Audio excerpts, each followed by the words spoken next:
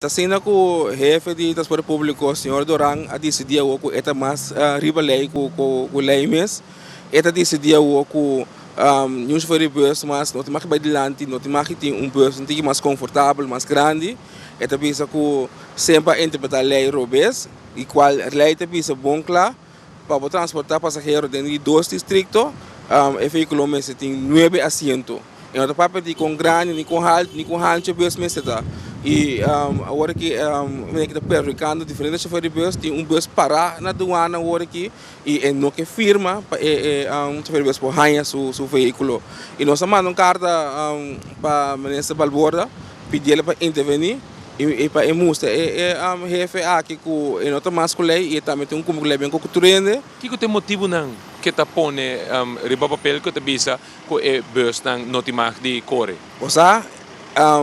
en lo que ni poner el papel, no se pide poner el papel. Que tá bisa yun? Esta bisa solamente que não de transporte público a interpretar a lei robes todo o tempo. E é mais, é assim como se fosse que a fabricante traga bus especialmente conforme a lei de coisa. Tur bus também que seja 10 ou 12 assentos e fez ano 80 sabe praticar que toma lugar com a comunidade local e a agência saca assento não demais e cumpre com a lei que tem 9 assentos. Esse é passa sempre e mensagem de uma hora que durante também com suponência e nossa conta de saque nossa pedir ministra Balbora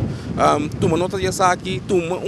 decisão actual e não há maneira assim mas com a IP acaba ignorar esta e por agora que nós não estamos suportando mais ignorância agora outro gajo também canta tu se for de bus de alerta so companheiro e mais companheiro da hora perricar e isso é inaceitável para este